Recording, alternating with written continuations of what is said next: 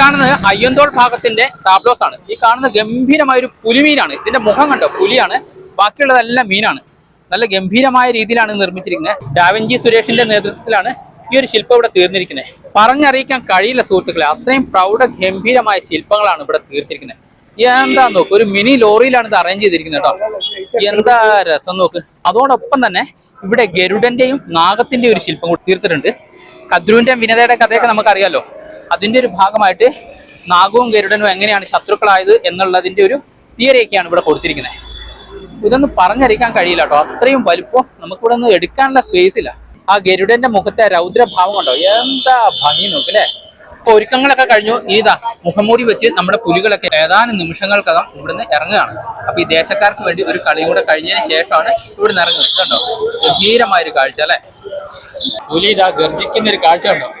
എന്താ നോക്ക്, അതിന്റെ പല്ലും നഖവും നാക്കും മൂക്കും ഒക്കെ നല്ല ഭംഗിയുണ്ട് അല്ലെ. ഇതിന്റെ ഫുൾ വീഡിയോ ജിത്തു സ്റ്റേഡിയം എന്ന Facebook channel, YouTube channel load ചെയ്തിട്ടുണ്ട്, കണ്ടു നോക്കണേ.